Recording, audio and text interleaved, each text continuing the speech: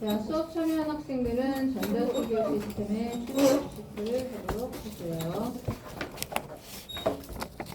자, 그리고 여러분들 이제 블랙보드 왼편 과제 메뉴에 보시면 두 번째 과제가 나왔는데 아마 지금은 안 보일 겁니다.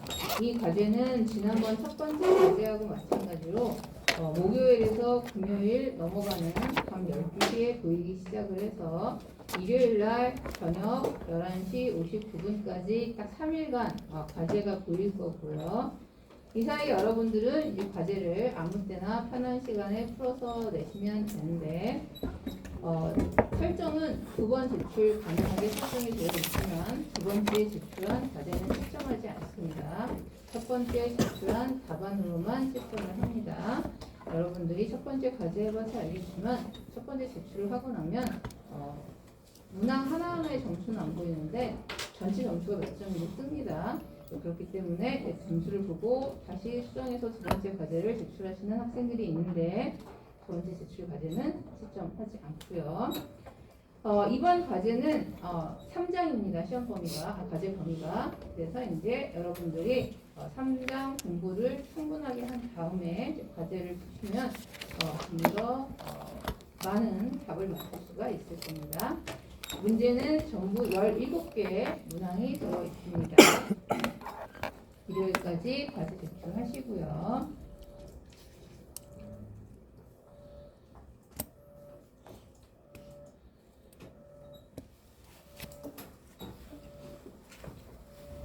자, 우리가 오늘은 이제 4장에서 멀티스레딩 시스템에 대한 얘기를 할 거예요. 멀티스레딩 시스템을 얘기하기 전에 우리가 지난 시간에 프로세서하고 스레드를 비교하는 코드를 간단하게 보여줬었는데 우리 복습을 한번 하고 그 다음에 4장 설명을 하도록 합시다. 자, 첫 번째 코드는 프로세스를 사용해서 만든 코드예요. 그래서 이 메인 함수를 먼저 보시면 i가 0일 때 i가 1일 때 두 번 포크 함수를 호출합니다. 포크 함수를 호출하면 차일드 프로세스가 만들어져요. 차일드 프로세스한테 p 펑션을 실행을 시키라고 하는데 첫 번째 차일드는 i 값 0을 넘겨주고 두 번째 차일드는 i 값 1을 넘겨줄 거예요. p 펑션을 보면 출력을 반복해서 10번 할 건데 먼저 이 i 값을 출력할 거예요. 한 사람은 0으로 시작하는 첫 번째 만들어진 차일드는 두 번째 차일드는 1로 시작하는 문장을 출력을 할 거고요. 두 번째는 프로세스 id를 출력하라고 그랬어요. 그러니까 지금 이 프로그램을 처음 시작한 프로세스가 차일드를 2명 만들었기 때문에 각자 차일드 프로세스의 id가 다를 거예요. 서로 다른 아이들이 갖는 두 프로세스가 카운트 값을 출력을 할 겁니다. 카운트는 전역 변수로 지금 되어 있습니다. 이 전역 변수인 카운트 값을 1부터 뿔뿔 하면서 출력을 하니까 1부터 10까지 쭉 출력을 하는 거죠. 그래서 이 코드를 실행을 시켜보면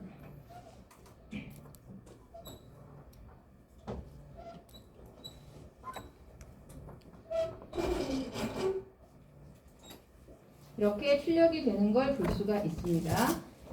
자, 여기서 이제 여러분들이 몇 가지 꼭 알아두셔야 될 사항이 있는데, 먼저 보면은 0번으로 시작하는 차일드 프로세스는 79번이고 1번으로 시작하는 차일드 프로세스는 80번이에요. 그러니까 79번과 80번 두 개의 차일드 프로세스가 만들어져서 각자 작업을 하고 있다는 뜻이죠. 자, 제일 앞에 있는 0과 1의 순서를 보면 처음에는 01, 01 진행이 되다가 중간에 10, 10, 10 이렇게 진행되는 때도 있습니다. 그 얘기는 무슨 얘기냐면 79번 프로세스랑 80번 프로세스가 둘 다 서로 독립적으로 레디 큐에 들어가 있는 거죠. 그리고 OS가 둘 중에서 누굴 먼저 실행시킬까를 결정을 할 때 어떤 때는 79번을 먼저 실행시키고 그 다음에 80번을 실행시키고 어떤 때는 80번을 먼저 실행시키고 그 다음에 79번을 실행을 시킨다라는 얘기예요. 그 얘기는 이 두 프로세스는 서로 독립적인 별개의 프로세스이기 때문에 실행 순서가 10 순서가 될 수도 있고 01 순서가 될 수도 있다는 거죠. OS맘이라는 뜻이에요. 자, 그 다음에 중요한 거는 전역 변수 값을 출력을 하라고 그랬는데 각자 1부터 10까지를 출력을 해요.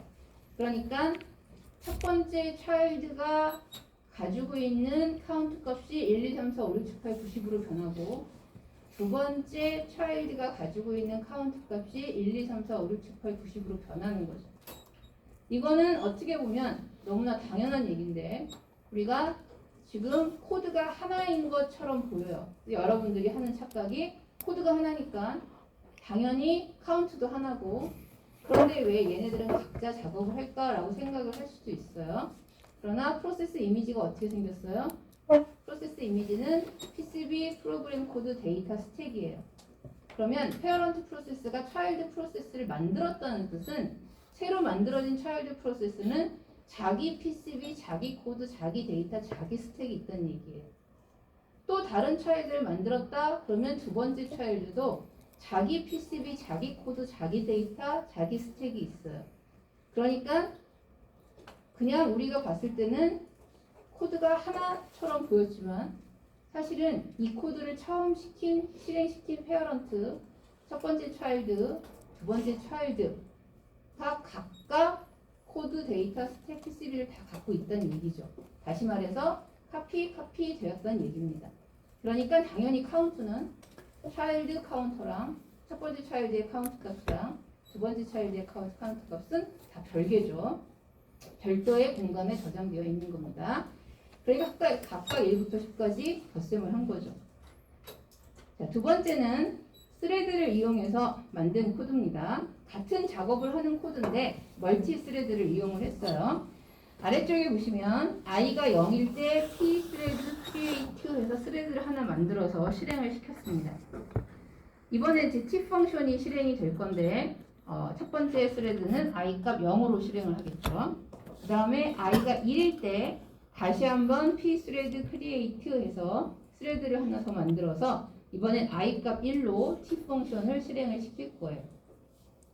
작업은 아까하고 똑같아요. 펑션 안에서 해야 되는 거는 i를 출력할 거고 그 다음에 프로세스 id를 출력하고 그 다음에 카운트 값을 출력을 할 겁니다. 자, 그러면 이제 얘가 어떻게 실행되는지 보면서 아까 실행되는 내용과 비교를 한번 해봅시다.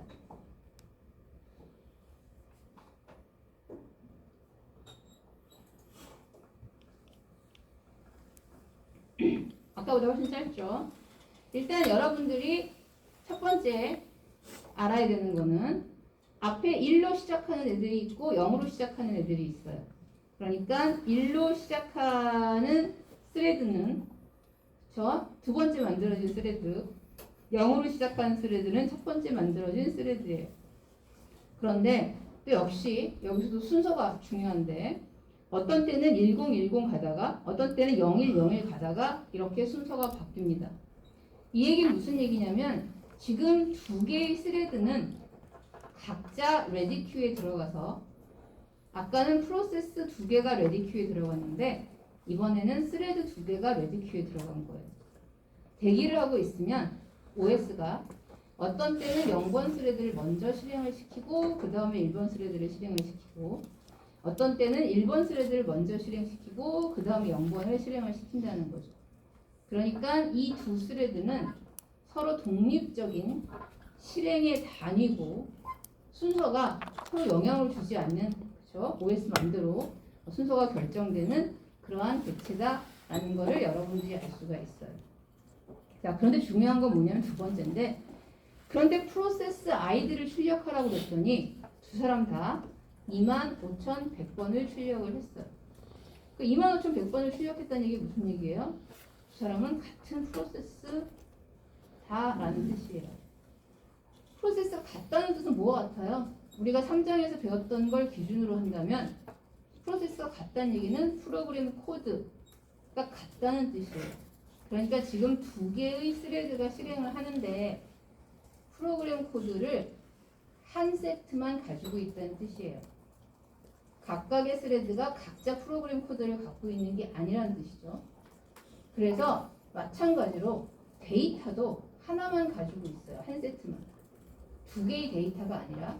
그러니까 카운트 값이 그냥 하나예요. 그래서 이제 마지막에 보면 이 카운트 값을 서로 쉐어하고 있기 때문에 프로그램 코드랑 데이터를 쉐어하고 있기 때문에 1, 2, 3, 4, 5, 6, 7, 8, 90 더 끝나는 거죠. 그렇죠? 0번이 더하던 1번이 더하던 상관없이.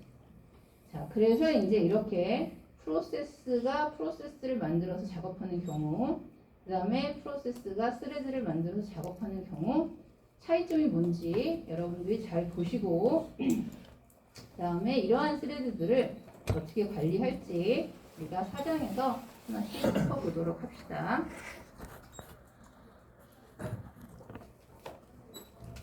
일단 프로세스하고 스레드를 비교를 해야 되겠죠.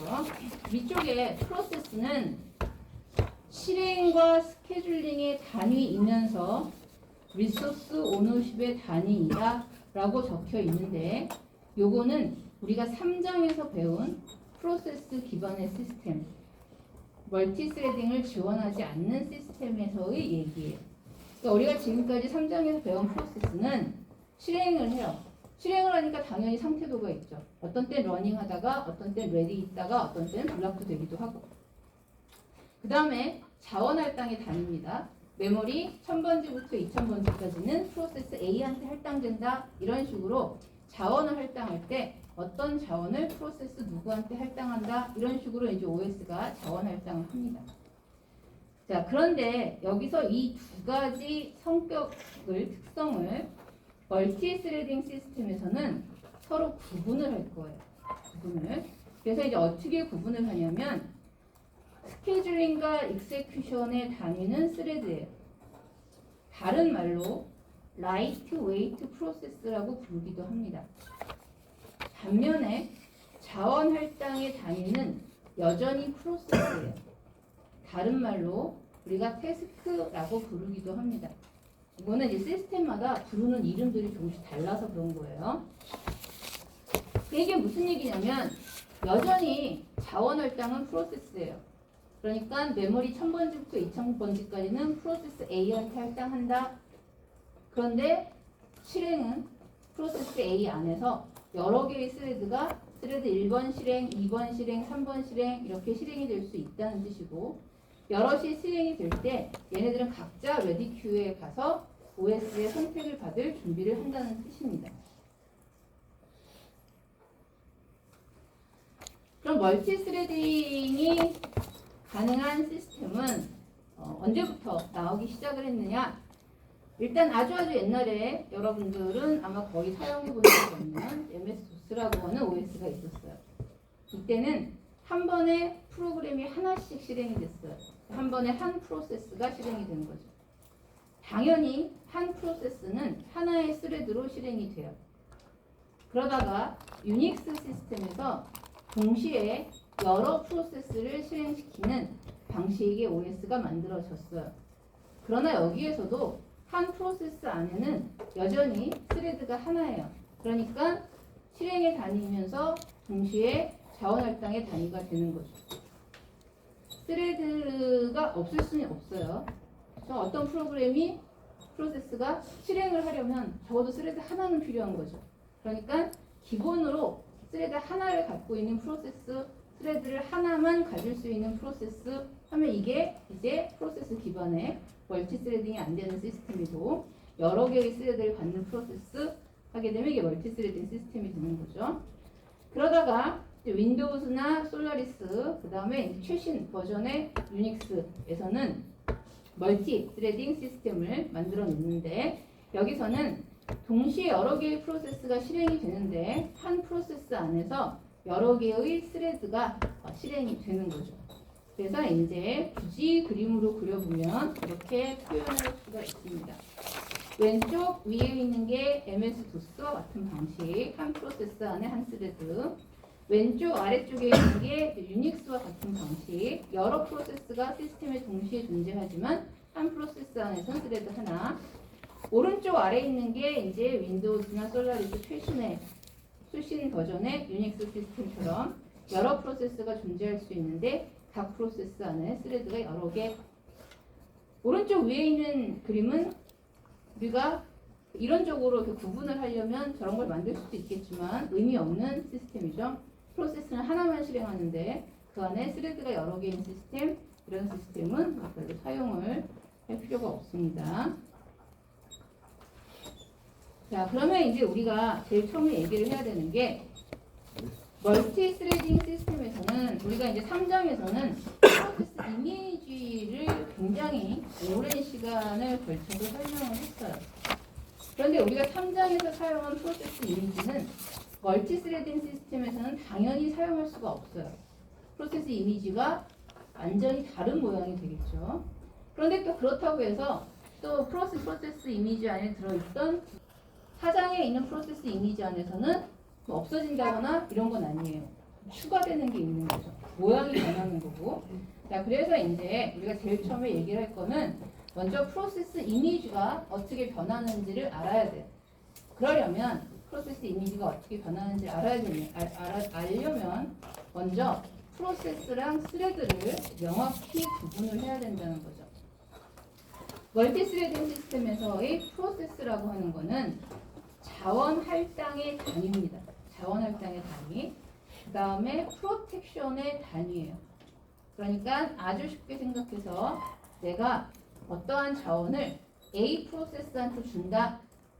그럼 이 자원은 A 프로세스만 사용할 수 있는 거죠. 메모리 1000번지부터 2000번지까지는 A 프로세스가 쓴다. 그럼 A 프로세스는 1000번지부터 2000번지까지 쓰고 다른 프로세스들은 1000번지에서부터 2000번지까지를 사용할 수가 없어요. 그런데 A 프로세스 안에서 실행이 되는 스레드가 10개가 있다라고 했을 때 이 10명은 다 1000번지에서부터 2000번지까지 프로세스한테 A한테 할당된 자원을 사용할 수가 있는 거죠. 그러니까 프로세스는 자원 할당의 단위이면서 동시에 프로텍션의 단위고 이 자원 할당된 자원은 그 프로세스 안에 있는 스레드들이 서로 공유해서 사용할 수 있다라고 생각을 하시면 되는 거예요. 그 다음에 프로세스 이미지가 포함된 버추얼 어드레스 스페이스다라고 표현을 했습니다. 우리가 이제 3장에서 프로세스가 무엇이다라고 했을 때 이제 프로세스 이미지라고 얘기를 했는데 여기서도 마찬가지예요. 프로세스는 프로세스 이미지를 포함하고 있어요. 다를 게 없죠. 둘 다 같은 비슷한 모양이에요. 그렇죠? 그 다음에 이제 그 밖에 프로세서나 다른 프로세스나 파일이나 I/O 리소스나 등에 대한 액세스를 프로텍트하는 단위가 된다라고 얘기를 했어요. 이 얘기 무슨 얘기냐면 어떠한 프로세스가 파일을 오픈할 수 있다. 가장 쉽게 생각해서 여러분들이 그냥 여러분들 혼자 PC를 사용할 때는 시스템 안에 있는 모든 파일이 다 내 거예요. 나 혼자 사용을 하면 되죠. 내 맘대로. 그런데 여러 사람이 같이 사용하는 시스템에서는 파일들 하나하나마다 이 파일을 다른 프로세스가 오픈할 수 있다, 없다, 읽을 수 있다, 그 다음에 실행시킬 수 있다, 아니면 수정할 수 있다 라고 하는 프로텍션 코드가 붙어 있어요. 그런데 이 단위가 프로세스 단위라는 거죠.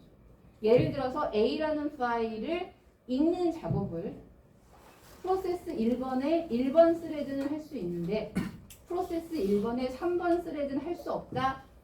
이렇게 우리가 프로텍션을 붙여놓지는 않는다는 뜻이에요.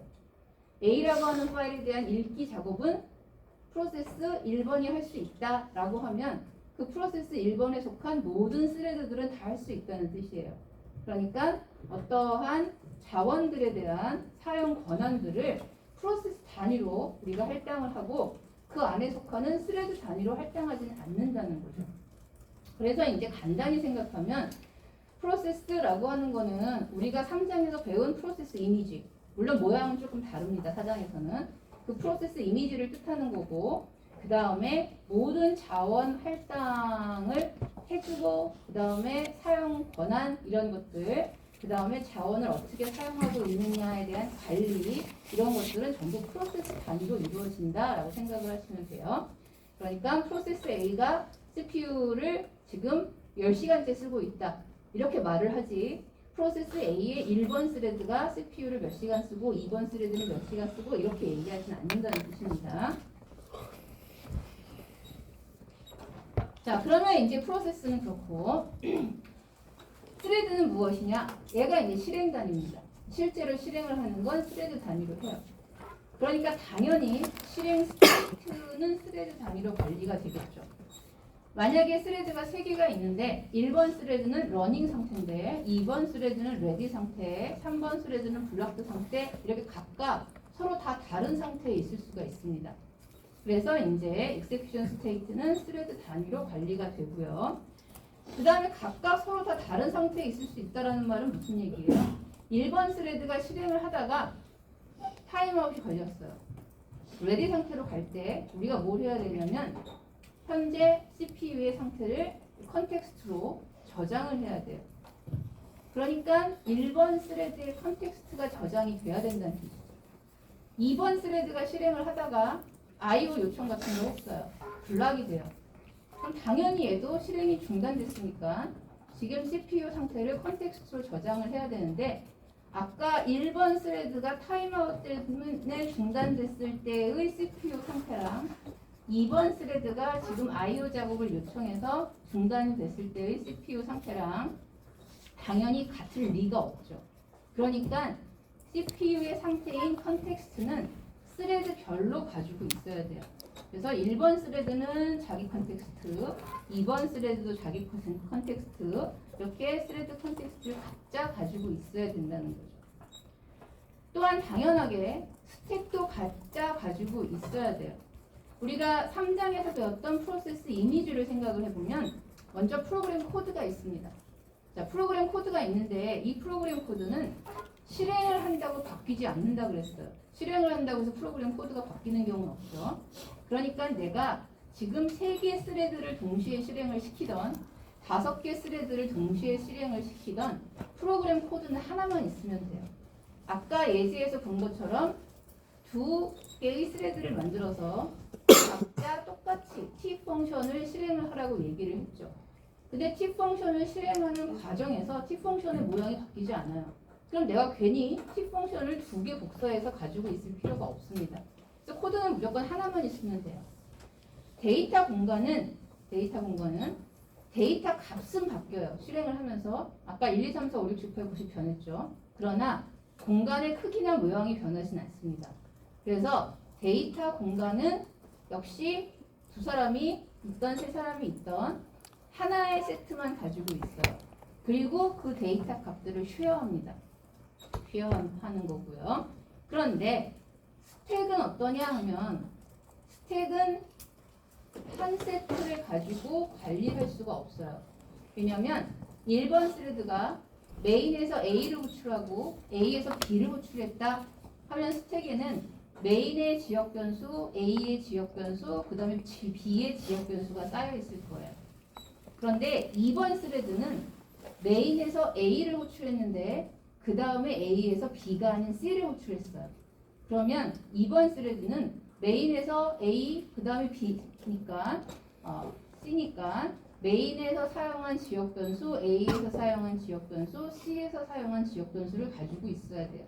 그러니까 결국 여러 개의 스레드들이 동시에 실행이 된다라고 했을 때 실행되는 실행 스택의 모양이 같을 수가 없어요. 같을 수가 없는 거죠. 그래서 결국 이 실행 스택은 스레드별로 각자 가지고 있어야 된다는 거죠. 자, 그래서 이제 우리가 정리를 해보면 프로그램 코드랑 데이터는 쉐어할 거고 스택은 따로따로 갖고 있는다라고 얘기를 했습니다. 그 다음에 컨텍스트는 또 따로따로 갖고 있어야 되고, 컨텍스트라고 하는 거는 PCB 안에 들어있는 정보 중에 한 가지죠. 그 다음에 execution state는 PCB 안에 들어있던 정보들 중에 한 가지입니다. 이것도 따로따로 가지고 있어야 되는 거죠. 또 따로따로 가지고 있어야 되는 게 스태틱 변수를 저장하는 공간이에요. 그러니까 원래 우리가 멀티스레딩을 하지 않는 프로세스 기반의 시스템인 경우에는 우리가 데이터 영역이다라고 얘기를 하면 전역 변수랑 스태틱 변수를 저장하는 공간을 얘기를 해요. 왜냐하면 이 공간들은 프로그램의 실행이 시작부터 끝날 때까지 계속 살아있어야 되는 공간들이에요. 근데 이제 로컬 지역 변수들은 함수를 호출하면 생겼다가 리턴되면 없어지고 하기 때문에 스택에 쌓아놓고 사용을 하는 거죠. 그러나 지금 이렇게 멀티스레딩을 하는 경우에는 예를 들어서 메인 함수에서 스레드 2개를 만들어서 두 사람한테 다 A라고 하는 함수를 실행하라 라고 요청을 했다라고 합시다. 그러면 스레드 2개가 다 A를 실행을 하는데 A 안에 스태틱 로컬 변수가 있다라고 했을 때 이 값은 얘네들이 이 코드를 어떻게 실행하느냐에 따라서 당연히 달라질 수밖에 없죠. 스레드 1이 계산한 스태틱 변수의 값, 그 다음에 스레드 2번이 계산한 스태틱 변수의 값이 서로 다를 수밖에 없어요. 그래서 이제 스태틱 변수를 위한 저장 공간은 각자 가지고 있어야 되는 거예요. 그래서 이제 이렇게 스레드 단위로 각자 관리돼야 되는 정보들을 얘기를 했습니다. 그러나 얘네들이 같은 프로세스 안에 있는 한 얘네들은 기본적으로 메모리 공간을 쉐어하고 리소스 공간을 쉐어해요. 그래서 프로세스가 소유한 자원들, 메모리를 포함하는 자원들은 전부 쉐어가 된다라고 하는 얘기죠. 그래서 이제 아까 보여줬던 예제에서 카운트는 전역 변수였어요. 그렇기 때문에 전역 변수 값을 1번 스레드랑 0번 스레드가 서로 쉐어한 거죠. 그러니까 거기다 하나씩 1을 더해 나가면서 작업을 하라라고 했으니까 1, 2, 3, 4, 5, 6, 7, 8, 90 하고 끝나버린 거예요. 1, 1, 2, 2 이렇게 간 게 아니라. 자, 그래서 이제 프로세스하고 스레드가 어떻게 다른지 이거를 이제 우리가 그림으로 그려보면은 이렇게 그림을 그릴 수가 있습니다. 자, 왼편에 있는 그림은 우리가 3장에서 봤던 프로세스 이미지예요. 3장에서는 이렇게 길게 그렸는데 이렇게 옆으로 잘라놓은 것 뿐이죠. 일단 PCB가 있었고요. 그 다음에 유저 어드레스 스페이스 이 안에 프로그램 코드랑 데이터가 들어있었습니다. 그 다음에 스택, 유저 스택과 커널 스택, 그러니까 커널 코드가 유저 프로세스 안에서 실행되는 시스템을 가정하고 지금 그림을 그려놓은 겁니다. 자, 이거는 우리가 이제 3장에서 봤던 프로세스 이미지고요. 그런데 멀티 스레딩 시스템에서는 프로세스 이미지가 오른편처럼 이렇게 바뀌어야 된다는 얘기죠. 그래서 이제 일단 여기 보면은 지금 스레드가 3개인 경우의 프로세스 이미지예요. 스레드별로 관리가 되는 거 스택을 각자 가지고 있어야 된다고 그랬죠. 유저 스택과 그 다음에 커널 스택은 스레드가 3명이면 3개가 따로따로 관리가 되고 있어요. 그 다음에 프로세스 단위로 관리가 되는 거, 그래서 스레드들이 서로 공유해도 되는 거. 이게 바로 프로그램 코드랑 데이터 영역이라고 그랬어요. 그래서 저기 유저 어드레스 스페이스, 프로그램 코드랑 데이터죠. 저거는 한 세트만 있습니다. 각자 가지고 있는 거 아니고. 자, 그럼 이제 여기서 재밌는 거는 저 PCB인데 우리가 왼편에서는 PCB가 이렇게 하나가 있었어요. 근데 오른편에 보면 PCB가 있고 그 다음에 TCB라고 해서 스레드 컨트롤 블럭이 따로 있습니다. 그럼 이 얘기는 왼편에 있는 PCB랑 오른편에 있는 PCB는 같은 PCB고 여기에다가 플러스 알파로 TCB가 추가된 거냐 하면 그게 아니고 오른편에 있는 PCB랑 TCB를 합친 게 왼편에 있는 PCB예요. 그러니까 우리가 3장에서 배웠던 PCB 안에 저장되는 정보들을 나눠서 일부는 PCB에 일부는 TCB에 저장을 한 거죠. 그래서 이제 우리가 어떤 정보가 어디에 저장이 되는지를 알아야 되는데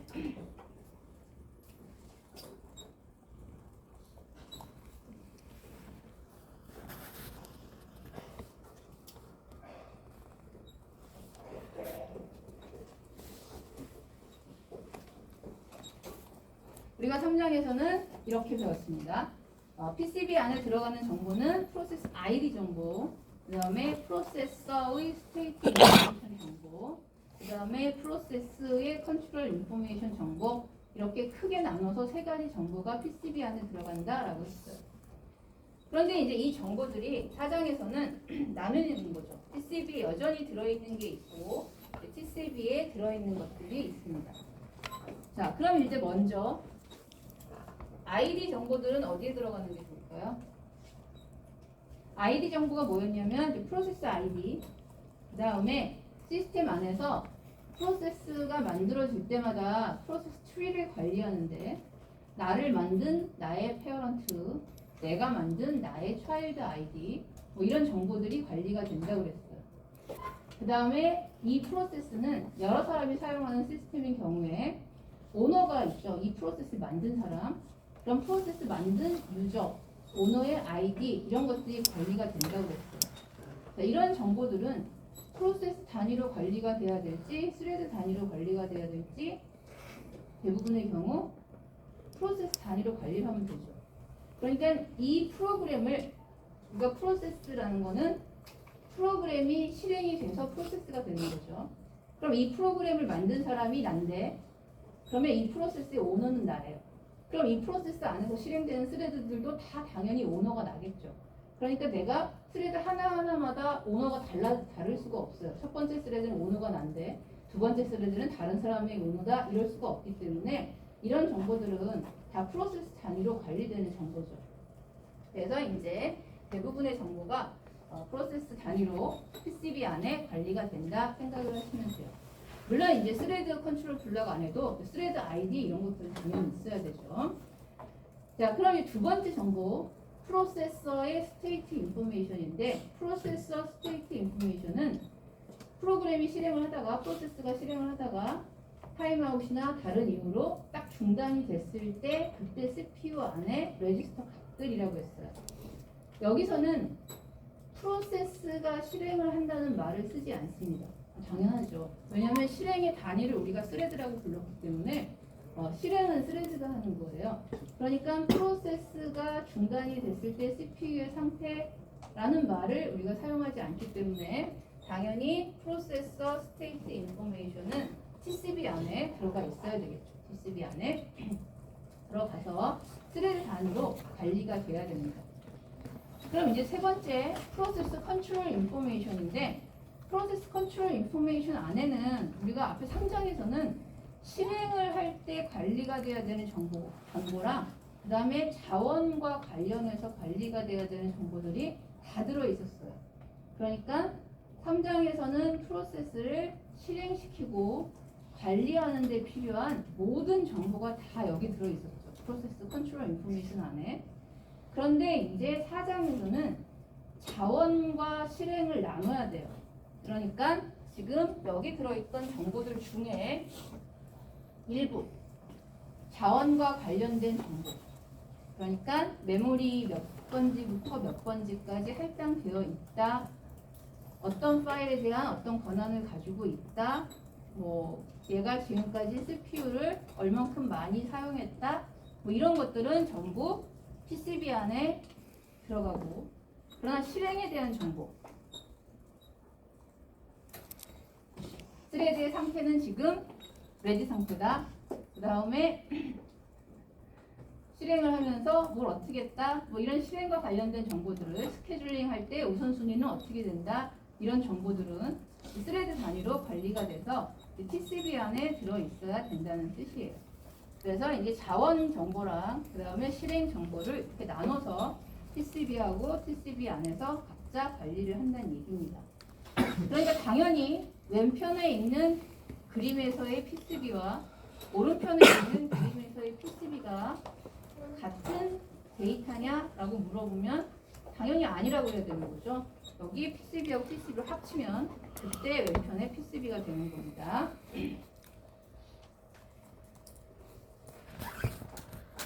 그러면 이제 우리가 스레드를 만들어서 사용해야 되는 이유가 뭘까? 그래서 일단 간단한 예제를 하나 우리가 보여줬는데 이게 뭐냐면 여러분들이 이제 어떤 컴퓨터에서 저쪽 다른 네트워크로 연결된 서버한테 리퀘스트를 보내는 거예요. 어떤 데이터를 달라고 요청을 하거나 아니면 어떤 작업을 해달라고 요청을 하는 거죠.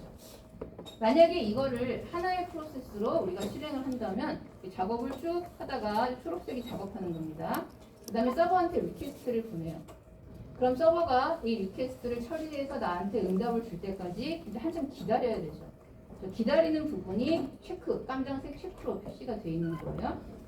그러다가 다시 응답을 받은 다음에 응답을 확인하고 다시 다음번 작업 요청을 하고 그럼 서버가 또 작업하는 동안 기다리고 이런 식으로 이제 실행이 이루어지겠죠. 당연히 기다리는 시간이 굉장히 길어요. 그래서 아래쪽에 있는 그림을 보면 프로세스가 스레드를 2개를 만들었어요. 그래서 첫 번째 스레드가 리퀘스트를 보내고 그 다음에 기다리는 동안 놀지 말고 두 번째 스레드가 작업을 하는 거죠. 그래서 두 번째 리퀘스트를 보내요. 그러면 이제 첫 번째 리퀘스트와 두 번째 리퀘스트에 대한 처리가 다 끝났을 때 약간 차이가 있겠지만 거의 리퀘스트 하나를 처리한 것만큼 시간차를 보이고 있죠. 당연히 이제 이렇게 작업을 하면 여러 개 스레드를 사용 작업을 하면 그러면 이제 프로그램의 실행 속도가 빨라진다는 것을 보여주는 그림입니다. 여러분들이 이제 실제로 우선 인터넷에 페이지 하나를 이렇게 볼 때 보면 여기 페이지 안에 있는 정보들이 한꺼번에 딱 떠오르는 게 아니죠. 그렇죠? 조금 이 네트워크 속도가 느리거나 여러분들 컴퓨터가 버벅될 때는 여기 뜨고 여기 안 뜨고 여기 뜨고 여기 X고 막 이렇게 됩니다. 그 얘기 무슨 얘기냐면 이 한 페이지 정보가 하나의 스레드로 하나의 프로세스로 실행이 되는 게 아니라 여러 개의 스레드로 멀티 스레딩을 해서 실행이 되고 있다는 뜻이죠. 그래서 이제 이렇게 멀티 스레딩을 하게 되면 굉장히 빠르게 우리가 프로그램을 실행시킬 수 있다. 자, 그러나 내가 질문을 그런데 여러 개의 프로세스로 작업을 할 수도 있어요. 그렇죠? 첫 번째 프로세스가 작업을 하는 동안 내가 차일드 프로세스를 만들어서 차일드 프로세스한테 두 번째 리퀘스트를 보내라고 시키는 거죠. 그러면 여러 프로세스들이 여러 차일드 프로세스들이 동시에 작업을 하면 10개의 스레드를 만들어서 작업을 하는 거나 10개의 차일드 프로세스를 만들어서 작업을 하는 거나 둘 다 10명이 동시에 실행을 해요. 그러면 처리 속도가 큰 차이가 없을 것 같기도 한데 왜 멀티스레딩을 하는 게 더 좋다라고 얘기를 하는지 이유를 보면 10개의 차일드한테 작업을 시킬 때 10개의 스레드한테 작업을 시킬 때 어떠한 차이가 있느냐? 첫 번째, 프로세스를 만드는 데 걸리는 시간보다 스레드를 만들 때 걸리는 시간이 훨씬 더 적어요. 이건 너무나 당연한 얘기죠. 왜 당연해요?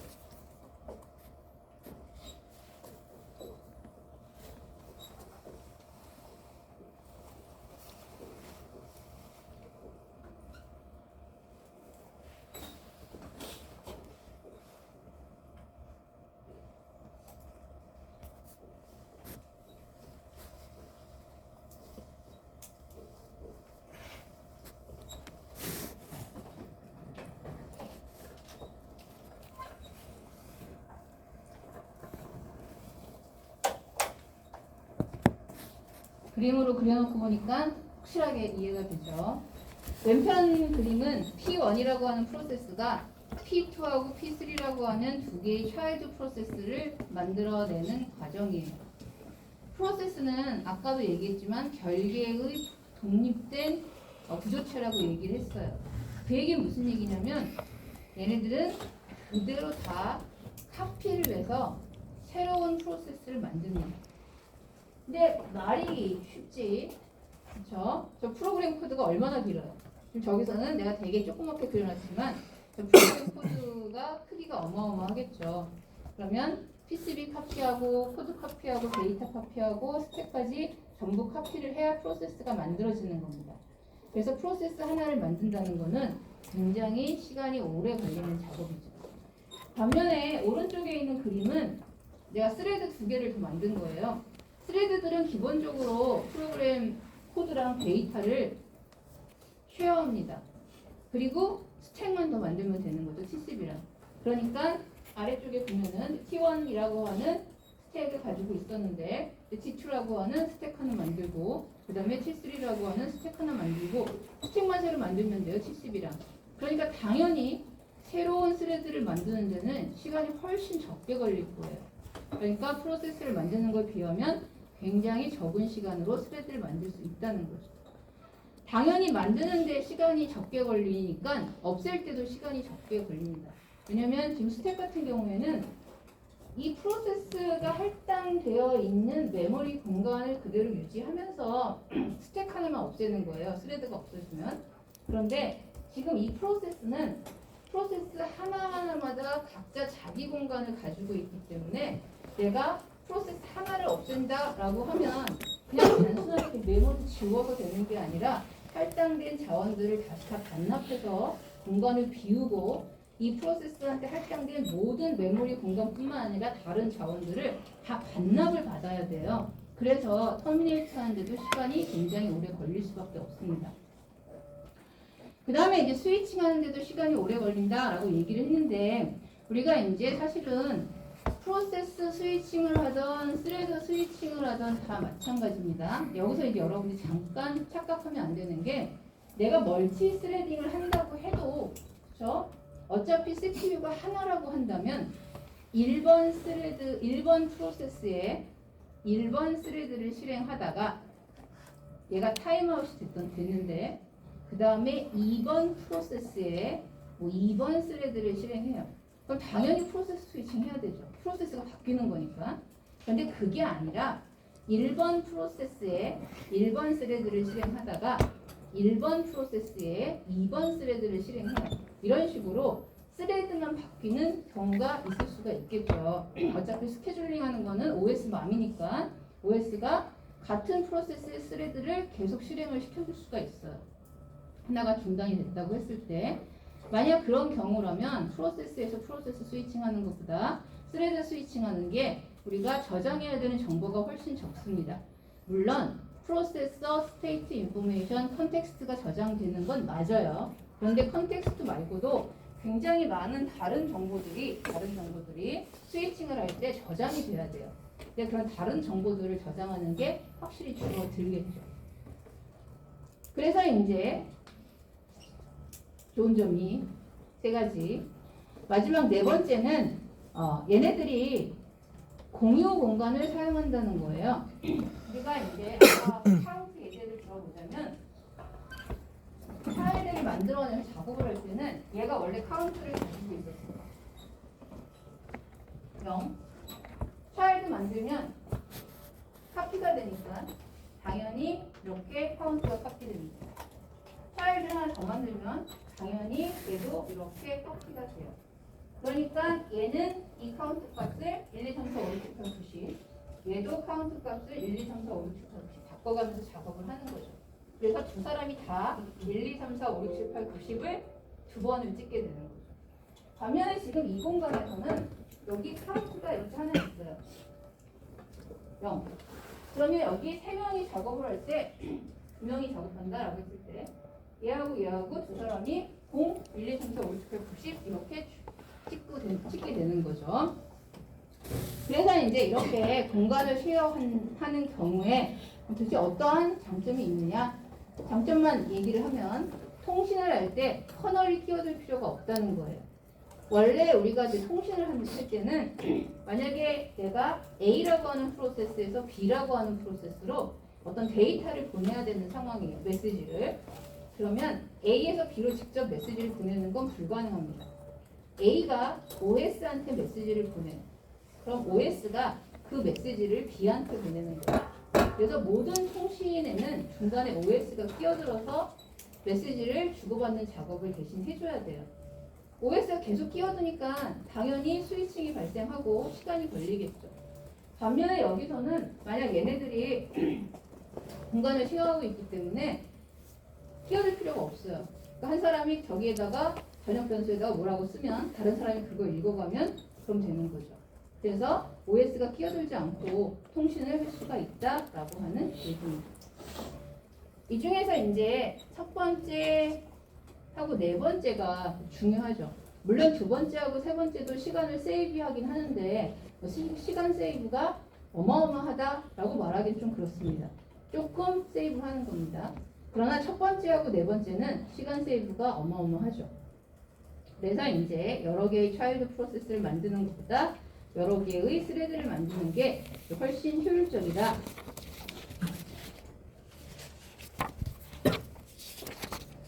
자, 그래서 이제 지금까지 한 얘기들을 정리하면 우리가 프로세스와 스레드를 구분해서 설명을 했습니다. 그리고 프로세스 이미지를 설명을 했어요.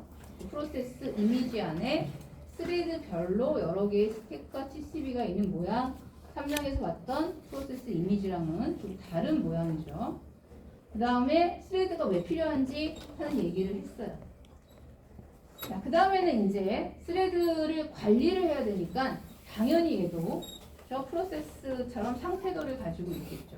그래서 이제 프로세스 상태인데 먼저 스판이라고 하는 상태는 스레드가 만들어지는, 그러니까 3장에서 프로세스가 만들어질 때 뉴 상태에 해당하는 거다라고 생각을 하면 돼요.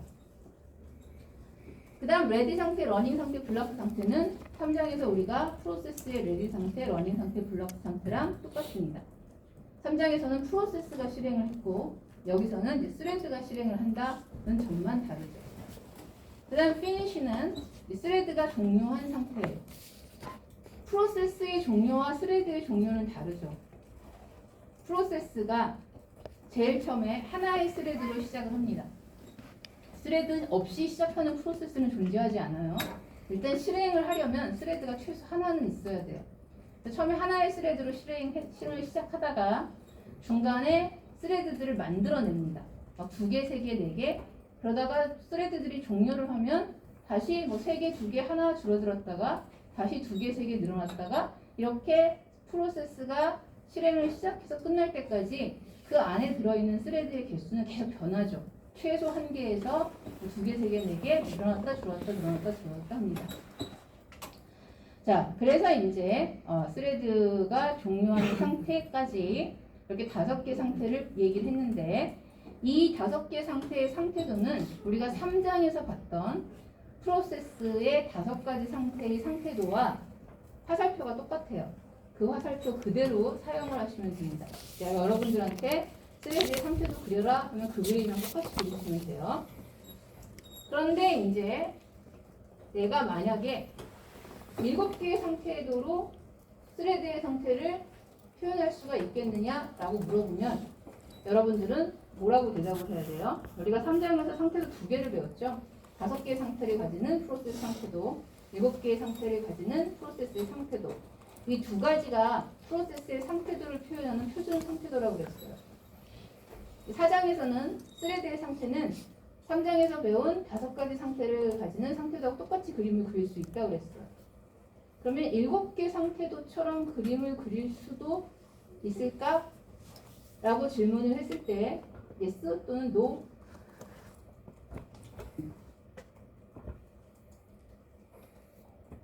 답은 no입니다. 7개 상태대로 표현할 수는 없어요.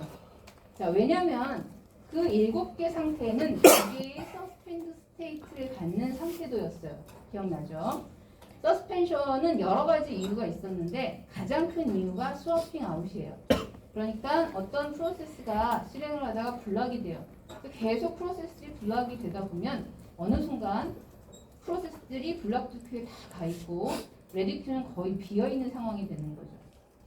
그런데 스와핑 에어리어를 보니까 레디 서스펜드인 상태인 프로세스들이 스와핑 에어리어에서 굉장히 많이 기다리고 있어요. 그럼 우리가 메모리에 있는 블락드 상태의 프로세스랑 그 다음에 스와핑 에어리어에 있는 레디 서스펜드 상태의 프로세스를 바꾸는 거죠. 그렇죠? 이게 이제 서스펜션이 발생하는 5가지 이유 중에 제일 중요한 첫 번째 스와핑이라고 하는 이유라고 그랬어요. 자, 그런데 이제 생각을 해보세요. 내가 스레드를 스와핑할 수 있어요? 스레드가 실행을 하고 있었는데 얘만 딱 띄어서 스와핑 에어리어를 보내는 거예요. 아무 의미가 없죠. 그렇죠? 지금 메모리 안에 프로그램 코드 데이터 다 들어있는데 저 스택 하나 띄어서 내가 보내는 거는 아무 의미가 없습니다. 그래서 스레드를 서스펜드 한다라고 하는 말, 스레드를 스와핑 아웃한다, 정확히는 스레드를 스와핑 아웃한다 라고 하는 말은 쓸 수가 없는 거죠. 프로세스를 스와핑 아웃해야 돼요. 그러니까 멀티 스레딩 시스템에서 스왑 아웃이라고 하는 말은 프로세스 단위로 하는 거지 스레드 단위로 하는 게 아닙니다. 그래서 스레드의 상태에 포함이 되지 않아요. 얘는 별도로 프로세스 상태로 관리를 해야 되는 그런 상태라는 얘기입니다. 어떤 프로세스가 스왑 아웃돼서 스와핑 에어리어로 옮겨갔다. 그러면 여기 속해 있는 모든 스레드는 다 스와핑 에어리어로 가 있는 거죠. 우리가 프로세스 단위를 한꺼번에 옮기기 때문에 그래서 여기 하나씩 옮기는 게 아니에요. 그래서 프로세스가 같다, 다 같이 가는 거예요. 스레드 하나가 스와핑 에어리어에 있다. 그럼 사실은 그 스레드가 포함된 프로세스 전체가 다 스와핑 에어리어에 있는 거죠. 그렇죠? 그래서 이제 서스펜션이라고 하는 거는 프로세스 단위로 하는 작업이고 당연히 스왑 아웃이라고 하는 작업은 스레드 단위가 아니라 프로세스 단위로 이루어지는 작업이다라고 하는 얘기입니다. 두 번째는 터미네이션이죠. 프로세스가 종료를 했어요. 그러니까 아까 처음에 프로세스는 스레드 하나로 실행을 시작해서 스레드가 막 여러 개 됐다가 다시 줄어들었다가 막 이렇게 작업을 한다 그랬어요. 그런데 실행을 막 하다가 여러 개의 스레드들 중에서 어느 한 스레드가 나한테 할당된 메모리 영역 밖에 있는 어떤 데이터를 읽으려고 하는 시도를 해요. 그래서 OS가 위험을 감지하고 해당하는 프로세스를 그냥 중단시켜버려요. 그러면 지금 나쁜 일을 하려고 했던 그 스레드 하나만 중단이 되는 게 아니라 프로세스 전체가 중단이 되는 거죠. 그 안에 포함된 모든 스레드가 다 같이 중단이 되는 거예요. 그래서 이제 터미네이션이라고 하는 종료라고 하는 작업과 그 다음에 스와핑이라고 하는 작업은 프로세스 단위로 이루어지는 작업이고 당연히 스레드의 상태에 포함되는 게 아니라 프로세스 상태에 포함되는 작업이다 라고 하는 얘기입니다.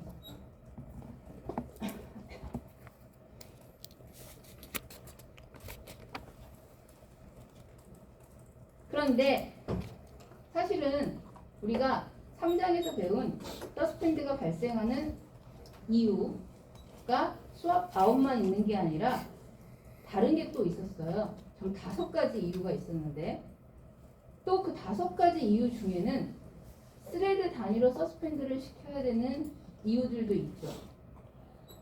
예를 들어서 스레드 간의 동기화를 목적으로 어떤 스레드는 다른 스레드가 작업할 때 동안 잠깐 멈춰 있어야 된다라든지 아니면 유저 리퀘스트에 의해서 어떤 스레드는 다른 스레드가 작업할 동안 잠깐 멈춰 있어야 된다라든지 그 다음에 아까 여러분들이 실행 예제를 볼 때 중간에 슬립 괄호 1 뭐 이런 거 있었어요. 1초 동안 쉰다 뭐 이런 거예요. 그럼 어떤 스레드는 1초 동안 작업을 하지 않는다라든지 이런 문장들이 있는 경우에는 해당하는 스레드를 서스펜드 시키는 거죠. 이거는 우리가 3장에서는 프로세스 안에 사실상 실행 스레드가 하나인 상태였기 때문에 그 프로세스가 서스펜드가 되면 동기화 목적으로 서스펜드가 된다라고 하더라도 얘가 서스펜드가 되면 얘를 메모리에 넣어둘 이유가 없어요. 왜냐하면 동기화 때문에 서스펜드가 되는 경우에는 사실상 굉장히 오랫동안 얘가 레디 상태가 될 수가 없기 때문에 그러니까 이런 경우에 아예 스왑 아웃을 시켜버린 거죠. 그런데 4장에서 멀티 스레딩 시스템은 조금 달라요.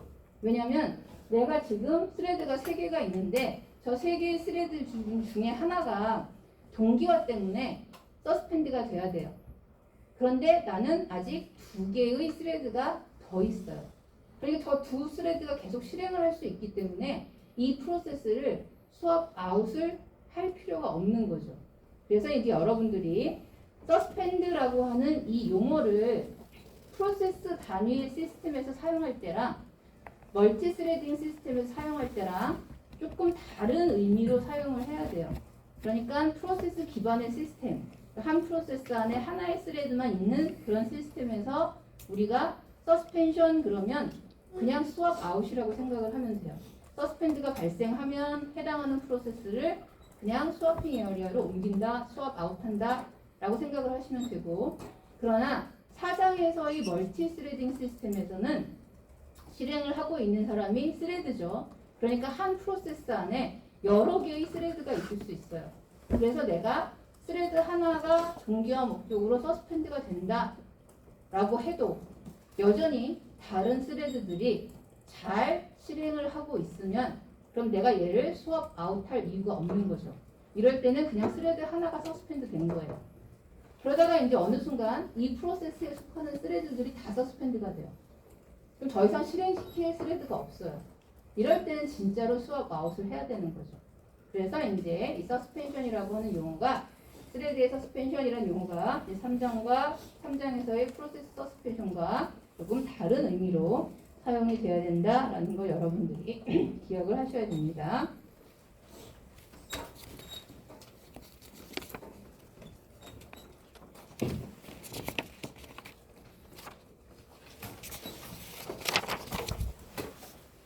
그래서 정리를 하면 스레드가 서스펜드 됐어요. 이 스레드를 포함하는 프로세스가 수업 아웃이 됐나요? 서스펜드가 됐나요? 라고 물어보면 그럴 수도 있고 아닐 수도 있고, 그렇죠? 그러니까 스레드가 서스펜드 됐다고 해서 프로세스가 서스펜드 되는 건 아닙니다. 그러나 반대로 프로세스가 서스펜드 됐어요. 그러면 거기에 포함되어 있는 모든 스레드들은 당연히 수업 아웃이 됐겠죠. 프로세스가 나가면 거기 속해 있는 스레드들은 당연히 같이 나가야 되는 거니까. 그래서 이제 그 차이를 아셔야 되고요. 자, 그 다음에는 이제 멀티 스레딩 시스템을 이제 구현하는 방법에 대한 얘기예요. 첫 번째는 유저 레벨 스레드라고 되어 있는데, 멀티 스레딩 시스템을 커널 레벨에서 지원하지 않는 시스템이다 라고 생각을 해보세요. 커널 레벨에서는 멀티 스레딩을 지원하지 않아요. 그러니까 프로세스 단위로만 관리가 되는 거죠. 근데 앞에서 여러분이 RPC 예제에서 봤듯이 멀티 스레딩을 하면 속도가 훨씬 빨라져요. 그런데 이게 차일드를 만드는 것보다 스레드를 많이 만드는 게 훨씬 속도 면에서 유리해요. 그래서 나는 멀티 스레딩을 꼭 하고 싶어요. 그러면 이제 어떻게 하느냐? 유저 레벨 라이브러리에서 멀티 스레딩을 지원해 주는 거죠. 이와 같은 형태의 스레드를 우리가 유저 레벨 스레드라고 얘기를 해요. 유저 레벨 스레드라고 하는 거는 실제로 시스템에서는 멀티 스레딩을 지원하지 않는데 유저 레벨에서 스레드 라이브러리를 만들어서 여기서 스레드를 만들고 그 다음에 스케줄링하고 스위칭하고 종료하고 하는 등의 관리를 다 하는 거예요. 우리가 이제 보통 스레드 관리를 한다. 여러분들이 이제 시험 볼 때 보면 답안을 적을 때 유저 레벨의 스레드 라이브러리에서 스레드 관리를 한다 이렇게 얘기를 하죠. 근데 스레드 관리라는 말은 굉장히 보편적인 단어죠. 정확히 뭘 하는지 알 수가 없는 거죠. 그렇죠? 또 정확히 얘기를 해줘야 되는데 우리가 스레드 관리를 한다라는 말을 하려면 스레드를 만들고 종료해야 되고 스케줄링 해야 되고 스위칭 해야 되고 이런 것들이 포함이 돼야지 스레드 관리가 된다라고 얘기를 할 수가 있다는 거죠. 그래서 이제 이 그림을 보면 커널 레벨에서는 그냥 프로세스로 보이는 거예요. 하나의 프로세스가 실행이 되는 거죠. 하나의 프로세스가. 그러나 이제 유저 프로그램 안에서는 이렇게 여러 개의 스레드가 돌아가는 거죠. 유저 레벨 스레드 라이브러리에서 멀티 스레딩을 하고 있는 그런 그림입니다. 내가 아까 여러분들한테 실행 예제를 보여줬는데 그 실행 예제가 유닉스 시스템에서 실행이 되는 코드예요. 그래서 이제 사실은 유닉스는 멀티 스레딩을 지원하지 않습니다. 아까 내가 여러분들한테 보여준 T스레드, 크리에이트 얘네들은 다 유저 레벨 스레드 라이브러리예요. 유저 레벨 스레드로 실행이 되는 걸 보여준 거예요. 이 유저 레벨 스레드 라이브러리와 관련해서 이 책에 굉장히 재밌는 그림이 하나 나와 있는데 엄청나게 중요한 그림은 아니에요. 그러나 이제 이 그림을 설명을 안 하면 여러분들이 굉장히 황당한 오해를 해서 간단하게 설명을 할 건데 유저 레벨 스레드가 지원되는 시스템에서는 실제 커널에서는 프로세스 단위로 지원을 하죠. 그러나 이제 유저 레벨 스레드 라이브러리에서 스레드를 여러 개 지원을 하는 겁니다. A, B, C, D 그림이 있는데 이 그림이 A에서 B로, B에서 C로, C에서 D로 변하는 게 아니라 A에서 B로, A에서 C로, A에서 D로 변하는 거예요. 먼저 A에서 B로 변하는 건 뭐냐면 지금 두 개의 스레드가 유저 레벨에서 관리되는데 하나는 이제 레디 상태, 하나는 러닝 상태로 관리가 되고 있어요. 커널에서는 당연히 이 프로세스가 실행이 되고 있는 겁니다. 사실 2번 스레드가 실행을 하고 있는 거죠. 이러한 상황에서 만약에 저 2번 스레드가 입출력 요청을 했어요. 스캔 F를 한 거예요. 그러면 얘는 러닝 상태에 있다가 스캔 F 했으니까 블락드 상태가 되겠죠. 그래서 B번에 보면은 프로세스가 블락드 상태로 변했습니다. 자, 여기서 여러분들이 이제 항상 하는 질문이 아니 그러면 스레드 2번이 블락드가 돼야 되는데 왜 쟤는 계속 러닝 상태입니까? 라고 말을 해요. 제가 왜 러닝 상태예요? 저 위쪽에 보이는 그림은 유저 레벨 스레드 라이브러리에서 실행이 되는 상태의 변환들이에요. 이게 무슨 얘기예요? 어떻게 보면은 프로그램의 일부란 뜻이죠. 그런데 갑자기 프로그램이 블락이 됐어요. 내가 갑자기 스캔F 하면서 프로그램이 블락됐는데 가서 스레드 라이브러리의 함수를 이용해서 상태 변화를 시킬 수가 없죠. 한마디로 이 프로세스는 지금 블락이 된 거예요. 그러니까 지금 위쪽에 있는 저 모습은 블락되기 전의 상태의 모습이고 당연히 저거는 나중에 다시 실행을 재개할 때 수정을 하겠죠. 지금 수정할 수가 없다는 뜻입니다. 마찬가지로 A번에서 C번으로 옮겨가는 상황은 타임아웃이 된 거예요. 그래서 이제 스레드 2번이 막 실행을 하다 타임아웃이 됐고 당연히 커널에서는 이 프로세스를 레디 상태로 옮겼어요. 그러나 스레드 라이브러리는 실행을 하다 갑자기 딱 중단이 되어버렸으니까 당연히 저 상태 변화를 우리가 수정을 할 시간이 없습니다. 그렇죠? 그래서 이제 저렇게 있는 것처럼 보이는 거죠. 그러니까 B번과 C번의 스레드 상태는 그게 부각이 되거나 타임아웃이 되기 직전의 상태인 것처럼 보이는 겁니다. 반면에 이제 A에서 D번으로 이동하는 경우에는 실제로는 이제 프로세스가 계속 실행을 하고 있는 거예요. 프로세스가 실행을 하고 있는데 원래 2번 스레드가 뭔가 IO 작업이나 뭐 이런 것들을 요청을 하려고 했어요. 그런데 스레드 라이브러리에서 그 명령을 받아보고 아 그렇게 되면은 내가 블락이 되겠구나 생각을 해서 얘네들이 스레드를 스위칭을 한 거예요. 그래서 2번 스레드를 블락드 상태로 옮기고 1번 스레드를 러닝 상태에서 계속 러닝을 하게 만든 거죠. 당연히 커널에서는 스레드가 바뀐 걸 모르죠. 왜냐하면 스레드 스위칭은 유저 레벨에서 했으니까. 그러니까 커널에서는 그냥 프로세스가 계속 실행이 되는구나 라고 생각을 하고 있는 겁니다.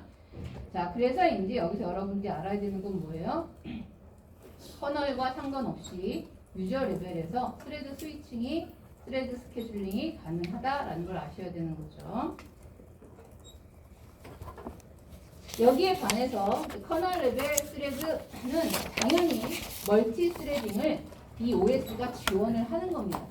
OS가 멀티 스레딩을 지원을 하니까 스레드를 만들고 생성하고 종료하고 스케줄링하고 스위칭하고 하는 작업들도 당연히 커널에서 하죠. 그림을 보면 유저 레벨에서 3개의 스레드를 가지는 프로그램을 만들었고 그러면 커널 레벨에서 프로세스 안에 스레드, 커널 스레드 3개를 만들어서 3개의 유저 레벨 스레드를 실행을 하는 거죠. 이렇게 이제 우리가 멀티 스레딩이 가능한 시스템을 만드는데 가장 좋은 점이 뭐예요? 사실 멀티 스레딩 시스템이다. 그런데 내가 CPU가 하나예요. 그러면 스레드를 10개를 만들든 100개를 만들든 CPU가 하나면 어차피 얘네들은 번갈아 가면서 작업을 하는 거예요. 그렇죠? 그러니까 커널 레벨 스레드를 10개를 가지고 있던 유저 레벨 스레드를 10개를 가지고 있던 어차피 번갈아 가면서 작업하는 건 똑같아요. 그러니까 사실 멀티 스레딩 시스템이 더 속도가 빠르다, 효율적이다 라고 하는 말을 100% 수긍하기 좀 힘들죠. 그러나 만약에 내가 프로세서가 여러 개다 라고 한다면 그러면 또 얘기가 좀 달라지죠. 만약에 CPU가 10개다, 그리고 10개의 스레드를 가지는 프로그램을 만들었다. 그럼 이 프로그램은 진짜 10개의 CPU에서 10개의 스레드가 동시에 실행이 될 수가 있어요. 그러면 당연히 실행 속도가 어마어마하게 빨라질 수 있는 거죠. 그래서 이제 유저 레벨 스레드와 커널 레벨 스레드의 차이를 얘기할 때 우리가 여러 개의 CPU를 갖는 시스템에서의 실행을 꼭 얘기를 해야 되는 겁니다. 당연히 이 스레드들은 별개의 실행 단위이기 때문에 스레드 하나가 뭐 블락이 됐다라고 해도 다른 스레드가 계속 실행을 할 수 있고 이러한 장점들이 있는 반면에 대신 여기서는 이제 스위칭이 진짜 스위칭이에요. 그러니까 커널 레벨에서 실제로 스위칭을 해줘야 된다라는 얘기입니다. 그러면 이제 뭐 사실 유저 레벨 스레드를 사용하는 것과 커널 레벨 스레드를 사용하는 것은 시스템에서 멀티 스레딩을 지원한다? 그럼 당연히 커널 레벨에서 스레드를 사용하는 거죠. 시스템에서 멀티 스레딩을 지원하지 않는다. 그런데 나는 프로그램을 멀티 스레드를 사용해서 작성하고 싶다. 그러면 유저 레벨 스레드를 사용할 수밖에 없습니다. 그런데 이렇게 시스템 자체가 멀티 스레딩을 지원하느냐 안 하느냐 차이가 있는 경우에는 선택의 여지가 없죠. 그러나 이렇게 할 수도 있어요. 시스템이 멀티 스레딩을 지원해요. 그런데 나는 커널 레벨 스레드를 안 쓰고 유저 레벨 스레드를 사용하겠다라고 할 수도 있습니다. 그 얘기는 무슨 얘기냐면 유저 레벨 스레드가 갖는 장점이 뭔가가 있을 수 있다는 거죠. 그래서 이제 유저 레벨 스레드하고 커널 레벨 스레드하고 약간 비교를 해보면 일단 유저 레벨 스레드가 갖는 장점은 첫 번째가 스위칭을 커널이 하는 게 아니라 유저 레벨에서 하죠. 그러니까 사실상 OS 때문에 진짜 스위칭이 되는 게 아니라 유저 레벨의 스레드 라이브러리 안에서 스위칭을 하는 거예요. 정확히 말하면 스위칭 하는 것처럼 보이게 하는 거죠. 그렇죠? OS가 끼어들지 않으니까 당연히 스위칭하는 시간이 적게 걸리겠죠.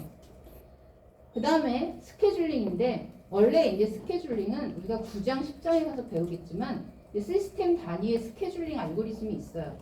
그런데 어떤 경우에는 이 프로그램은 그런 스케줄링 알고리즘으로 스케줄링을 하면 효율성이 더 떨어질 수가 있겠죠. 그러니까 이 어플리케이션에 맞는 스케줄링을 하고 싶어요. 이런 경우에는 유저 레벨의 스레드를 사용할 수가 있겠죠. 그 다음에 유저 레벨 스레드를 사용하는 경우 가장 큰 장점은 OS가 멀티 스레드를 지원하든 안 하든 상관없이 항상 사용할 수 있다는 점입니다.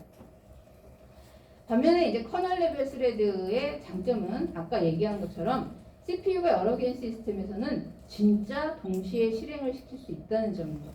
이게 이제 가장 큰 장점이고 그 다음에 뭐 스레드 하나가 블락됐을 때 다른 것을 실행을 시킬 수 있다라고 하는 것도 장점인데 사실은 제일 마지막 게 제일 중요한 거예요. 원래 멀티 스레딩을 지원하는 시스템을 만들었을 때 원래 하고 싶었던 건 뭐냐면 여러분들의 어플리케이션을 여러 개의 스레드를 만들어서 실행을 시킨다가 원래 목표가 아니라 OS를 멀티 스레드를 만들어서 SMP 머신에서 실행을 시킨다예요. 그러니까 이 멀티 스레딩 시스템이라고 하는 거는 멀티 CPU를 갖는 멀티 프로세서를 갖는 시스템과 같이 나왔어요. 여러 개의 CPU가 있고 OS를 여러 군데서 동시에 실행을 시켜야 되는 거예요. 그러니까 멀티 스레딩을 해서 OS를 동시에 실행을 시키는 거죠. 이게 이제 한 세트라고 보시면 됩니다. 그러니까 커널 자체를 우리가 멀티 스레딩을 한다. 이게 가장 큰 장점이라고 보시면 돼요. 계속 앞에서 시간차에 대한 얘기를 했어요. 도대체 시간이 얼마나 차이가 나길래 시간차를 계속 얘기하느냐. 아래 이제 초록색 표를 보면은 첫 줄에는 포크 할 때, 그러니까 새로 스레드를 또는 프로세스를 만들 때, 그래서 유저 레벨 스레드를 하나 만들 때 걸리는 시간, 그 옆에는 커널 레벨 스레드를 하나 만들 때 걸리는 시간, 세 번째는 차일드 프로세스를 하나 만들 때 걸리는 시간이에요. 딱 봐도 시간 차이가 어마어마하게 많이 나죠. 그 다음 두 번째 시그널 웨이트라고 되어 있는 거는 그냥 쉽게 생각해서 통신하는 데 걸리는 시간이라고 생각을 하면 돼요. 그래서 유저 레벨 스레드 통신, 커널 레벨 스레드 통신, 그 다음에 프로세스 간의 통신 할 때 저만큼의 시간차가 난다는 뜻입니다. 그래서 이제 각각의 시스템마다 장점, 단점이 있는데 우리가 시간차가 난다, 빠르다, 느리다 얘기할 때 어느 정도 차이가 나는지 정확한 숫자는 알 필요 없지만 대충 단위는 좀 알아두는 게 좋겠죠. 세 번째는 컨바인드 된 어프로치예요. 아까 내가 여러분들한테 뭐라고 말했냐면 시스템 레벨에서 멀티 스레딩을 지원하지 않아요. 이런 경우에는 유저 레벨 스레드를 사용할 수밖에 없어요. 그런데 시스템 레벨에서 멀티 스레딩을 지원하는데 그럼에도 불구하고 나는 유저 레벨 스레드를 쓰겠다. 커널 레벨 스레드를 안 쓰고 라고 할 수도 있겠죠. 이게 이제 세 번째 방식인 컨바인드 어프로치예요. 그래서 이 시스템에서는 커널 레벨에서 멀티 스레딩을 지원합니다. 그림을 보면 아래쪽에 프로세스가 두 개가 있는데 오른편에 있는 프로세스는 스레드가 하나지만 왼편에 있는 프로세스는 스레드가 두 개예요. 그런데 이 지금 실행하고 있는 프로그램은 유저 레벨에 스레드 라이브러리를 가지고 있어요. 그래서 왼편에 있는 프로세스의 경우 실제로 프로그램 안에서는 유저 레벨 스레드 3개를 실행을 시키는 거죠.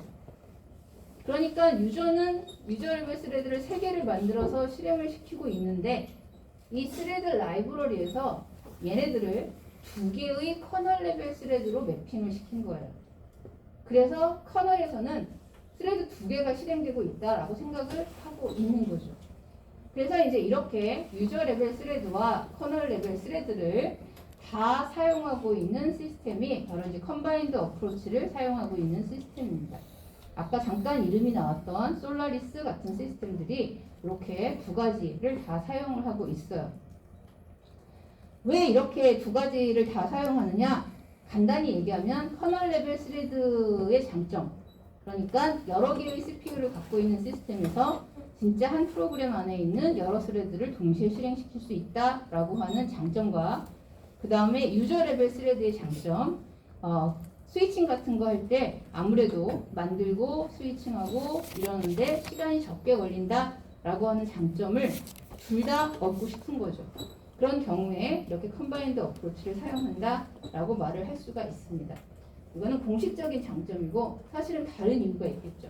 솔라리스라고 하는 시스템이 처음에 이렇게 양쪽 다 가능하게 하는 시스템을 만든 이유가 뭐예요? 여러분들한테 멀티 스레딩을 가르쳐주고 여러 개의 스레드를 만들어서 프로그램을 작성하면 빠르게 동시에 실행이 될 수 있다라고 알려줘요. 그럼 여러분들이 프로그램을 작성하는데 스레드를 많이 만듭니다. 10개, 100개 만드는 거죠. 근데 가만히 따져보면 어떤 스레드들은 어차피 동시에 실행도 안 돼요. 순차적으로 실행이 돼야 되는 것까지 다 여러 개의 스레드로 만들어서 작성을 하는 거죠. 그래서 유저가 불필요하게 많은 스레드를 만들 수가 있어요. 그런데 얘네들을 사실 시스템에서 실행을 시켜보니까 동시에 최대로 실행되는 스레드는 한 3개 정도밖에 안 된다라고 한다면 이렇게 유저 레벨의 스레드 라이브러리를 써서 유저가 만든 100개의 스레드를 3개의 커널 레벨 스레드로 매핑을 시키는 거예요. 그러면 훨씬 더 시스템 자원들을 효율적으로 사용할 수 있겠죠. 만약에 커널에서 100개의 스레드를 만들면 어마어마하게 많은 공간과 자원이 필요할 겁니다. 그래서 이제 불필요하게 스레드를 많이 만드는 걸 막기 위해서 이렇게 두 단계로 작업을 하는 게 사실은 효과적이었다. 그래서 아마 솔라리스트 처음에 이제 그 목적으로 두 단계로 컴바인드된 어프로치를 만들지 않았을까 생각을 합니다. 이제 그 다음에 할 얘기는 스레드하고 프로세스 간의 매핑인데 1대1 하는 거는 3장에서 구해온 프로세스 기반 시스템처럼 프로세서 하나 안에 스레드가 한 개. 그 다음에 프로세서 하나에 여러 개의 스레드 M-Day 최근 많은 OS들. 그런데 재밌는 거는 1대 M이 있어요. 스레드는 하나인데 프로세스가 M개인 거죠. 그래서 어떻게 스레드가 하나인데 프로세스가 M개일 수 있지라고 여러분들이 생각을 할 텐데 오른쪽 끝에 보면은 실제로 이런 시스템들이 있습니다. 그러니까 M 대 1도 되고 1대 M도 되니까 이거를 섞어서 M 대 N인 시스템도 만들 수가 있겠죠. 그래서 이제 이런 다양한 형태의 시스템에 대한 얘기는 우리가 다음 시간에 하도록 하겠습니다.